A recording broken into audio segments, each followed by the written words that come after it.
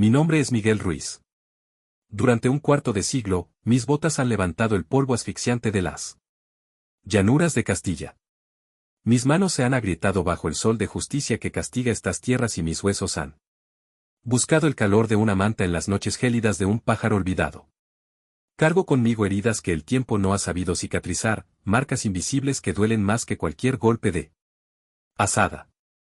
Hoy, mientras contemplo el horizonte desde la finca El Mirador, esa explotación agrícola que mis abuelos defendieron con uñas y dientes y que hoy descansa sobre mis hombros, siento la necesidad de volcar mi historia. No lo hago por soberbia ni por buscar lástima, sino para que los recuerdos no se los lleve el viento, para entender de qué madera estoy hecho y por qué, a pesar de los temporales, sigo aferrado a este suelo que un día intentó tragarme. Nací en un rincón perdido de la provincia de Toledo, un lugar donde el tiempo parece detenerse frente a la inmensidad de los campos de cereal. Aquí el paisaje es un mar de espigas que se pierde en el horizonte y el aire siempre trae consigo ese aroma inconfundible a pasto seco y tierra arcillosa, especialmente cuando la lluvia de primavera amenaza con llegar. El mirador no era solo una propiedad de mis abuelos, para mí, era el universo entero. Entre sus lindes aprendí a leer los surcos, a distinguir el momento exacto para la siembra y a entender ese murmullo casi sagrado que emana de la tierra cuando se siente cuidada. Sin embargo, mi infancia no fue solo un juego entre trigales o el eco de las historias de mi abuelo sobre las siegas de antaño. Estuvo marcada por silencios espesos, por ausencias que pesaban más que el plomo. Mi madre, Mónica, era el alma de la casa. Tenía una voz dulce y una sonrisa que parecía templar el aire de la cocina. Mientras preparaba el guiso, solía cantar coplas antiguas que se filtraban por las ventanas y se mezclaban con el silbido de la brisa. Aún cierro los ojos. Y me veo de niño, sentado en una banqueta de madera a su lado, escuchándola hablar con pasión sobre la rotación de los cultivos, cómo seleccionar el mejor grano para la siguiente temporada o cómo tratar al ganado con la dignidad que merece. Escuche bien, Miguel, me decía siempre, acariciándome la frente. La tierra tiene memoria y tiene alma. Si la tratas con respeto, ella te devolverá el sudor multiplicado por 10. Pero si la traicionas, se volverá estéril como el rencor. Aquellas palabras dichas en la penumbra de nuestra cocina se convirtieron en mi primer mandamiento. Pero la felicidad en estas tierras suele ser tan breve como el rocío. Cuando cumplí 10 años, un invierno negro se llevó a mi madre tras una enfermedad que la consumió en apenas semanas. El día que se fue, el cielo de Toledo se tiñó de un gris plomizo, como si las nubes también quisieran guardar luto. Mi padre, Pablo Ruiz, permanecía junto a su lecho, sosteniendo su mano marchita con una mirada que no reflejaba dolor, sino un vacío absoluto. No hubo lágrimas, no hubo consuelo. Se quedó allí rígido como una estatua de sal. Yo, desgarrado por el pánico, me aferraba a ella suplicando un milagro. En su último aliento, Mónica me dedicó una sonrisa trémula, me acarició el cabello y susurró unas palabras que marcarían mi destino. Cuida de tus abuelos, hijo. No permitas que nadie te arrebate esta tierra. Prométemelo. Aquel fue su testamento y mi condena.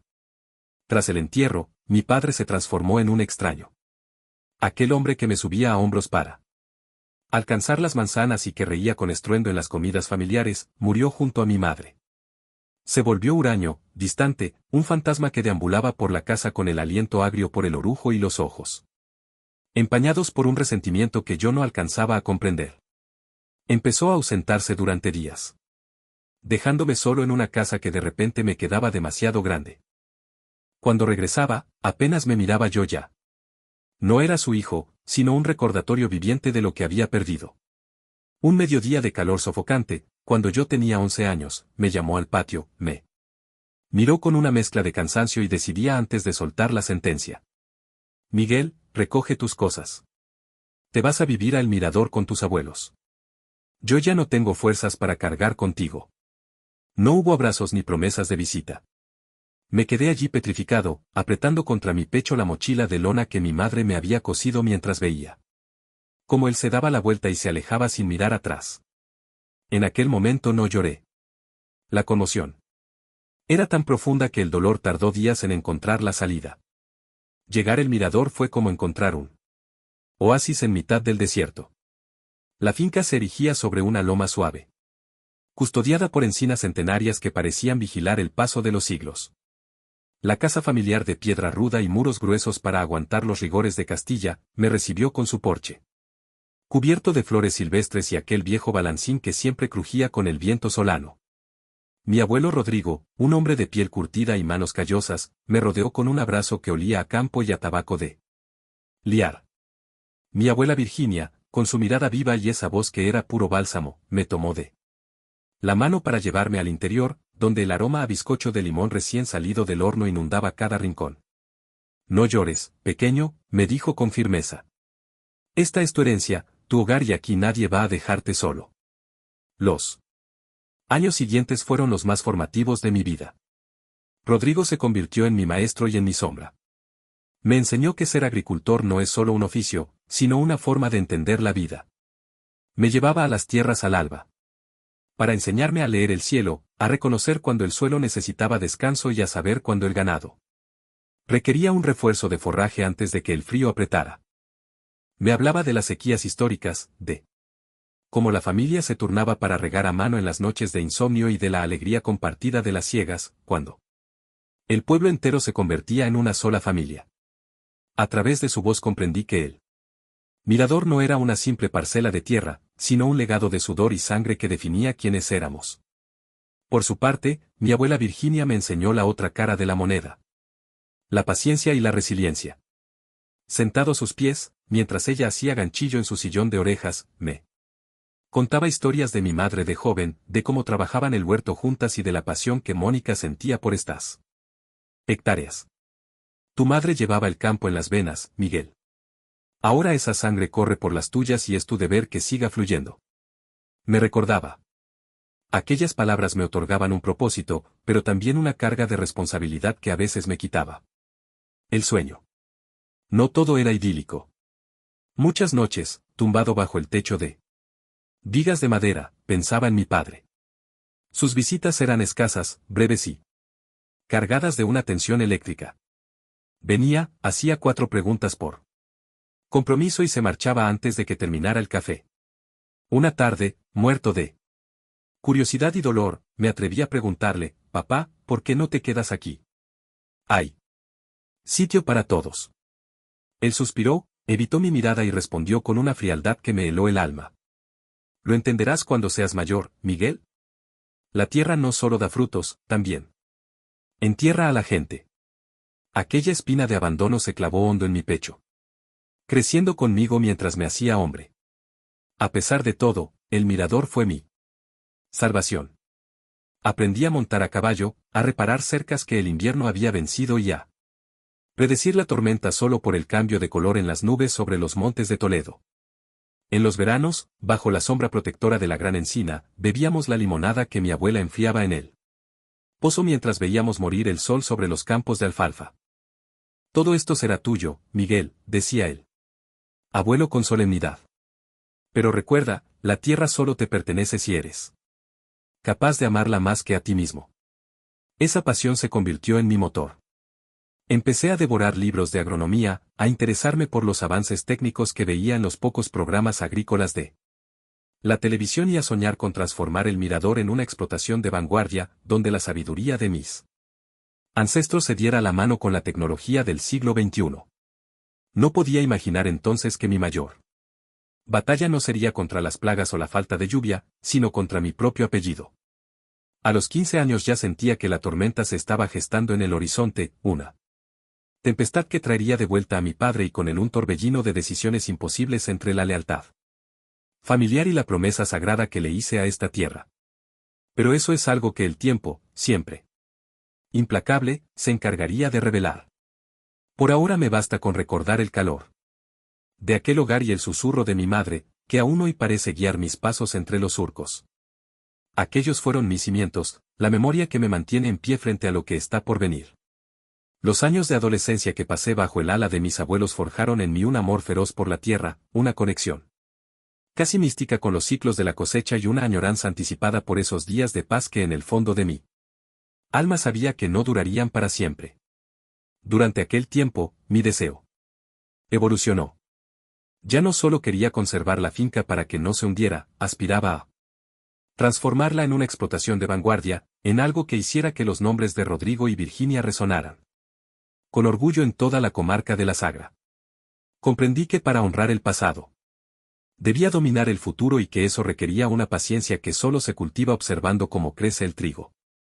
A los 16 años, mi refugio dejó de ser el campo para convertirse en el pequeño despacho al fondo de la casa, un rincón que olía a papel viejo y a cera.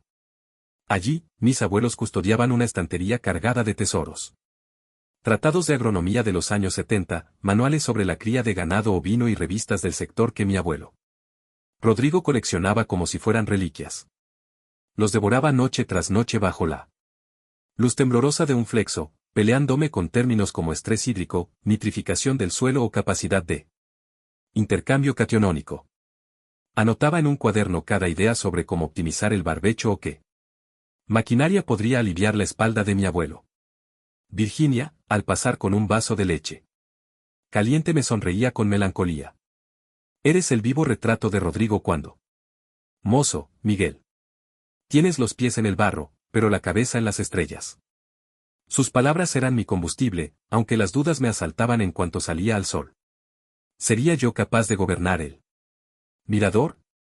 Hablamos de cientos de hectáreas de suelo arcilloso, un rebaño que no entiende de descansos y una climatología caprichosa que en Toledo puede pasar de la helada negra a la solana abrasadora en un abrir y cerrar de ojos. Yo era un muchacho que apenas había cruzado los límites de la provincia. En esos momentos de flaqueza, Rodrigo se sentaba conmigo en el porche, me ponía su mano callosa en el hombro y sentenciaba: la tierra no te pide que lo sepas todo hoy, hijo. Te pide que la escuches. Si la amas, ella misma te dirá cuando tienes sed y cuando estás satisfecha. Con esa premisa me lancé a descubrir la agricultura del siglo XXI. En la vieja televisión de tubo vi un reportaje sobre el cultivo hidropónico y el riego por goteo automatizado. Me quedé prendado. La posibilidad de fusionar la sabiduría ancestral de mi familia con la tecnología me obsesionó. Empecé a frecuentar la biblioteca del instituto y a gastar mis pocas pesetas en el locutorio del pueblo para investigar en Internet. Leía sobre sensores de humedad, drones para el mapeo de cultivos y el uso de Pejeda para predecir las cosechas. Cada descubrimiento era una chispa que alimentaba un incendio de ambición sana. Mi último año de bachillerato fue un calvario de codos y café.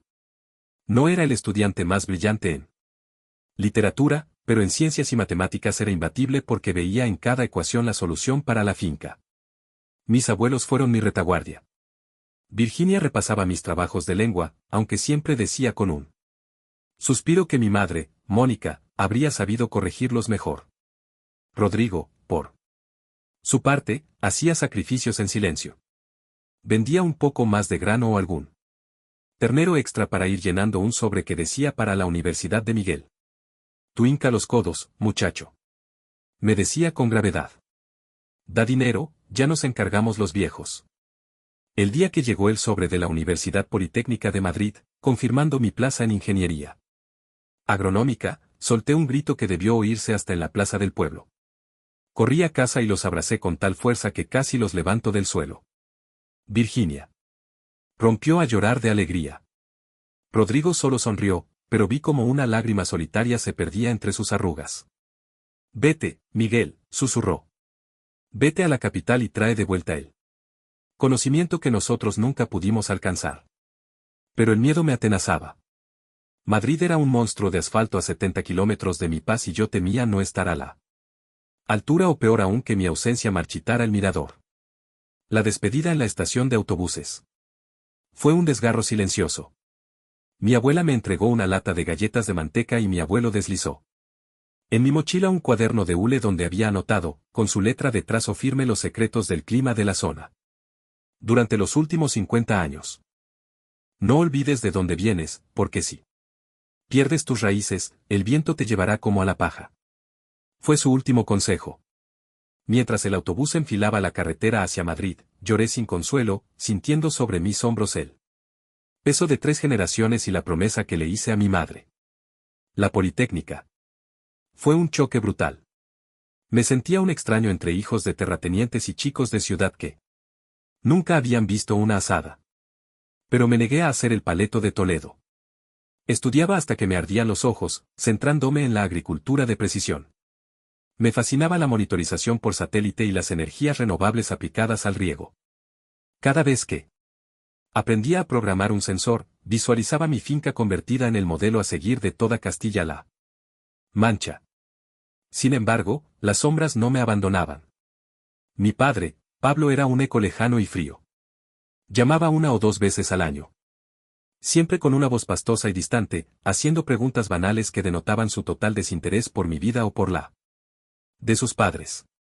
La brecha entre nosotros era ya un abismo insalvable, pero en un rincón infantil de mi alma aún deseaba que algún día me mirara con el orgullo con el que Rodrigo me miraba al partir. Todo se truncó una tarde de enero bajo un cielo madrileño gris y hostil. Estaba en el laboratorio calculando caudales cuando el teléfono vibró. La voz de mi abuela Virginia era un hilo roto que apenas podía sostenerse. Miguel, tu abuelo, le ha dado un ataque al corazón. No ha llegado a la ambulancia. Sentí que el mundo se detenía. El hombre, que era mi roca, mi guía y mi verdadera figura paterna, se había ido. Me desplomé en el suelo del laboratorio, rodeado de probetas y cables mientras el llanto me ahogaba. Volví a Toledo con el alma en jirones. El viaje fue un desfile de recuerdos. Rodrigo enseñándome a ordeñar su risa ronca cuando yo tropezaba con los aperos, su olor a sol y a tierra. El funeral fue sencillo, pero el pueblo se volcó. Rodrigo era un hombre de palabra en una tierra donde eso todavía significaba algo. Frente a su ataúd, en la pequeña iglesia de piedra, juré que su esfuerzo no caería en saco roto. Días después, Virginia me pidió que nos sentáramos en el salón. Con las manos temblorosas, sacó una caja de caudales y me entregó un documento oficial. El testamento. Al leerlo, el corazón me dio un vuelco. Rodrigo había dispuesto de su herencia con una claridad meridiana. La finca, el mirador, los derechos de la PAC, el ganado y cada metro cuadrado de tierra pasaban a ser de mi propiedad absoluta. Había dejado a mi padre solo la legítima estricta, lo mínimo que obliga la ley española, alegando su desapego y falta de cuidado hacia la explotación. Toda la responsabilidad recaía sobre un joven de 19 años. ¿Por qué, abuela? Pregunté con la voz quebrada. ¿Por qué saltarse a mi padre? Porque tú eres el que tiene la tierra en el corazón, Miguel. Tu padre hace mucho que vendió su alma a otros demonios. Rodrigo sabía que en tus manos el mirador seguiría vivo. En la suya sería solo dinero para malgastar. Pero la noticia del testamento fue la mecha de una bomba. Pablo apareció en la finca 3 días después. Bajó de su furgoneta dando un portazo. Con el rostro desencajado y el tufo a alcohol precediéndole. Esto es un robo, gritó estampando la copia del testamento contra la mesa de la cocina. ¿Cómo se le ocurre a ese viejo dejarle todo a un niñato que ni siquiera se ha afeitado todavía? Yo soy el heredero legítimo. El miedo me paralizó, pero Virginia se levantó con una dignidad que me dejó sin aliento. Tú abandonaste esta casa y a tu hijo Pablo. Tu padre te dio 1000 oportunidades y las tiraste todas por la borda. El mirador no se toca. Mi padre me clavó una mirada cargada de un odio puro, un resentimiento que parecía haber estado macerando durante años. Te crees muy listo con tus libros de Madrid, ¿verdad, Miguelito? Me espetó señalándome con un dedo tembloroso. ¿Crees que puedes quedarte con lo que es mío por derecho de sangre? Pero te advierto una cosa. Voy a impugnar este papel hasta que te quedes sin una peseta. Esta tierra me pertenece y no voy a parar hasta que te vea suplicando en la calle. Se dio la vuelta y se marchó dejando una nube de polvo y una amenaza que pesaba más que cualquier tormenta que hubiera azotado Castilla. Me quedé allí mirando mis manos, preguntándome si realmente era lo suficientemente fuerte para defender el legado de mis abuelos frente a mi propia sangre. Tras el entierro de mi abuelo Rodrigo, la vida en el mirador se convirtió en un ejercicio de resistencia. El duelo pesaba en el aire tanto como el polvo en los días de siega, pero no había tiempo para las lágrimas. El ganado seguía teniendo hambre y los campos no entendían de tristezas. Mi padre desapareció de escena durante un par de años, un respiro que aproveché para volcarme en los libros en Madrid. Pasaba la semana entre aulas y laboratorios y cada viernes sin falta tomaba el autobús a Toledo para ponerme el mono de trabajo y deslomarme ayudando a la abuela Virginia. El agotamiento era crónico, pero la promesa que le hice a Rodrigo y el temor a que la finca decayera me servían de puntal. Sin embargo, la tregua terminó de forma abrupta. 2 años después, la tempestad regresó. Con un rostro que no esperaba. Pablo, mi padre, volvió a cruzar la cancela de la finca, pero esta vez traía escolta. Lo acompañaba una mujer llamada Lucía, que apenas superaba los 20 años y cuya mirada, afilada y ambiciosa, escaneaba la propiedad como quien taza un botín. Miguel, Lucía y yo nos hemos casado por lo civil, anunció mi padre con una frialdad que me revolvió las entrañas. Y como ahora somos un matrimonio legal, vamos a instalarnos en la casa principal. Es mi derecho como hijo y como esposo. Se me formó un nudo en la garganta. Mi abuela Virginia, cuya salud se marchitaba por momentos, intentó balbucear una protesta, pero mi padre la cortó en seco, esgrimiendo el derecho de habitación y otros tecnicismos legales sobre el uso de la vivienda familiar. Por no martirizar más a mi abuela y evitar que su corazón fallara de nuevo por un disgusto, cometí el error de mi vida. Bajé la cabeza y les dejé entrar. Lucía no tardó ni una semana en desplegar su verdadera naturaleza. No tenía el menor respeto por los ciclos del campo ni por la historia que guardaban aquellos muros de piedra. Para ella, el mirador no era un legado, sino un activo inmobiliario que estaba infrautilizado. No dejaba de susurrarle al oído a mí padre planes que me hacían hervir la sangre. Pablo, esto es un desperdicio de terreno. Si logramos una recalificación de suelo, podríamos parcelar la zona de las encinas y construir una urbanización de chalets de lujo. El pueblo está creciendo y Madrid está a un paso. Sería una mina de oro. Podríamos dejar este lodazal y vivir como señores en la capital. Yo me mantuve como un muro de contención, como heredero universal de la nuda propiedad. Según el testamento de mi abuelo, ninguna segregación de fincas ni venta podía realizarse sin mi consentimiento y firma. Aquello enfureció a Lucía, que inició una campaña de acoso y derribo. Empezó a quejarse de todo, del olor a estiércol, del rugido de los tractores.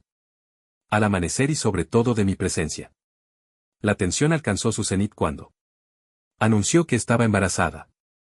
Ahora que vamos a traer un niño al mundo, necesitamos espacio y dignidad. Soltó mi padre una tarde en el comedor mientras evitaba mirarme a los ojos. Miguel, tú ya eres un ingeniero, tienes tu vida en Madrid.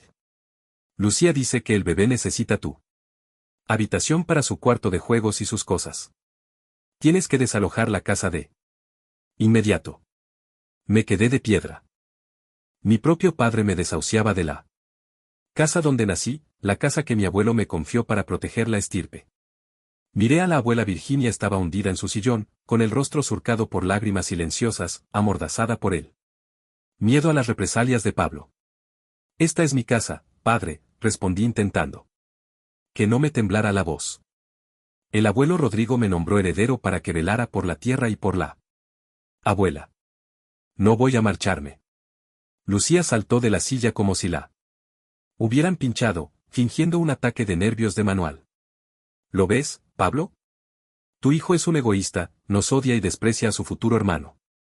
No puedo criar a un hijo bajo el mismo techo que este energúmeno. Mi padre, completamente anulado por la voluntad de su mujer, se levantó, gritando, fuera de aquí. Si tanto quieres la finca, vete a dormir con las bestias al pajar, pero no quiero volver a ver tu cara en esta casa. Y así, en un acto de humillación que aún hoy me escuece, terminé instalándome en el viejo cobertizo de herramientas junto al establo. Acondicioné un rincón entre aperos y sacos de simiente. No había calefacción, solo una vieja estufa de butano que apenas templaba el aire, y el frío del suelo de piedra se me calaba hasta los huesos en las noches de invierno toledano. Pero desde allí, en la penumbra, podía vigilar mis cultivos y, lo más importante, colarme en la casa principal. Para cuidar a mi abuela cuando ellos salían al pueblo a malgastar el poco dinero que quedaba. Los meses pasaron como una pesadilla. Nació Hugo, el niño, y Lucía lo utilizó como un escudo humano para sus demandas. Exigió vender el ganado alegando que las moscas eran un foco de infección para el bebé. Presionaba a mi padre para que abandonara el mantenimiento de los cereales, queriendo demostrar que la explotación era deficitaria y que la única salida era la venta. Mi padre, abandonado al alcohol y a la ya dejó de trabajar. Se pasaba las horas discutiendo con los pocos jornaleros que aún nos guardaban lealtad mientras las deudas empezaban a asomar por debajo de la puerta. El punto de no retorno llegó cuando recibí un soplo de un antiguo compañero de estudios que trabajaba en una notaría de Toledo. Habían intentado presentar un documento de compraventa de la parcela norte, la más valiosa por su acceso al pozo y al regadío, con una firma que pretendía ser la mía. Habían intentado falsificar mi identidad para trocear la herencia de mi abuelo. Fue entonces cuando comprendí que la paciencia se había agotado. Si seguía siendo un observador pasivo, el mirador moriría bajo el asfalto y la codicia. Me puse en contacto con un abogado de la Unión de Pequeños Agricultores, experto en derecho agrario y sucesiones. Miguel, la ley está de tu parte por el testamento, me advirtió con gravedad, pero ellos están dentro de la casa y hay un menor de edad por medio. Va a ser un proceso judicial largo, costoso y, sobre todo, va a ser una guerra fratricida que te va a destrozar por dentro. ¿Estás seguro? Apreté los puños sintiendo el aroma de la tierra arcillosa que entraba por la rendija del pajar. Pensé en la sonrisa de mi madre, en las manos callosas de Rodrigo y en la dignidad herida de Virginia. Estoy seguro, sentencié. Por mi sangre y por mi tierra, no voy a dejar que destruyan lo que 3 generaciones tardaron un siglo en levantar. Que empiece la batalla. La atmósfera en la finca. El mirador se volvió irrespirable, una guerra de guerrillas donde el odio sustituyó al respeto. Mi padre y Lucía, acorralados por su propia codicia, dejaron de disimular. Intentaron quebrantar mi voluntad, hostigándome en mi refugio del pajar. Cortaban el suministro eléctrico que llegaba de la casa principal, saboteaban los depósitos de gasoil de los tractores o bloqueaban los caminos de servidumbre. Con maquinaria vieja y oxidada para impedir mi paso. Pero cometieron un error de cálculo fatal. Pensaron que seguía siendo aquel niño desvalido que mi padre despachó con una mochila de lona. No comprendieron que frente a ellos tenían a un ingeniero agrónomo, respaldado por la ley con la legitimidad de la tierra en las venas y una voluntad forjada a fuego y escarcha. Inicié la ofensiva legal en los juzgados de Toledo. Presenté una demanda de desahucio por precario y una acción de protección del patrimonio fundamentada en el testamento hológrafo de mi abuelo Rodrigo y en la evidente administración desleal de la propiedad. La batalla en los tribunales fue un calvario emocional. Vi a Lucía interpretar el papel de su vida, derramando lágrimas de cocodrilo ante el juez, alegando que yo era un monstruo que pretendía dejar a un lactante en la indigencia. Escuché a mi padre acusarme de mal hijo y de traicionar la sangre. Sin embargo, los hechos eran tercos y los documentos implacables. Las pruebas periciales demostraron el abandono sistemático de la explotación, el impago de las cuotas del seadores agrarios, y lo que sentenció su destino. El informe caligráfico que confirmaba el burdo intento de falsificar mi firma para enajenar las parcelas de regadío. El magistrado dictó sentencia a mi favor. Se decretó el lanzamiento y se les concedió un plazo improrrogable de 60 días para desalojar la vivienda. El día que cruzaron la cancela por última vez, el aire se sintió más limpio, aunque el sabor fuera agridulce. Observé desde la distancia cómo mi padre cargaba sus escasas pertenencias en la furgoneta. Tenía la mirada perdida en él. Suelo y los hombros hundidos bajo el peso de una derrota que él mismo se había buscado. Lucía, fiel a su estilo, no dejó de lanzar improperios y maldiciones contra los muros de piedra, como si la casa tuviera la culpa de su fracaso. No sentí el triunfo que esperaba, solo una punzada de compasión por aquel hombre que un día fue mi héroe y terminó siendo un extraño. Cuando el motor de la furgoneta se perdió tras la loma, el mirador soltó un suspiro de alivio que resonó en cada encina. Lamentablemente, la victoria llegó con un vacío irreparable. Mi abuela Virginia no alcanzó a ver el sol de la justicia. Falleció apenas unas semanas antes del fallo judicial en aquella modesta habitación del establo que habíamos transformado en su último baluarte de dignidad. Se fue en silencio, apretando mi mano con sus dedos armentosos, mientras el viento solano golpeaba las vigas. Haz que estas tierras vuelvan a cantar, Miguel. Hazlo por el abuelo, por tú. Madre y por ti, susurró antes de que su luz se apagara. Con el control absoluto de la finca inicié la reconstrucción. Invertí hasta el último céntimo de los ahorros que mis abuelos custodiaron con tanto celo y solicité un crédito del ICO para jóvenes agricultores. Fue el momento de pasar de los planos a la realidad. Implementé el riego por goteo con telemetría que había diseñado en la Politécnica, levanté invernaderos de alta tecnología con control de clima y recuperé el ganado, pero esta vez apostando por la excelencia. Una cabaña de producción ecológica. Certificada destinada a los mercados más exigentes de Madrid. Los años siguientes fueron un testamento de esfuerzo. Trabajé de sol a sol, de cosecha en cosecha, sin distinguir domingos de festivos. Cada gota de sudor sobre la tierra arcillosa, cada madrugada analizando mapas de rendimiento y niveles de nitrógeno, era un ladrillo más en la promesa cumplida. El mirador dejó de ser una herencia en ruinas para transformarse en la explotación modelo de toda Castilla-La Mancha, un faro de modernidad que respetaba por encima de todo la tradición. Una tarde de este último otoño, con el sol poniente bañando los campos de cereal en un oro líquido y profundo, me detuve en el centro de la finca. Contemplé la exuberancia de los cultivos, el brillo especular de los invernaderos y el murmullo rítmico de los aspersores fundiéndose con el mugido de las vacas en el valle. Cerré los ojos y por primera vez en 25 años sentí una paz absoluta.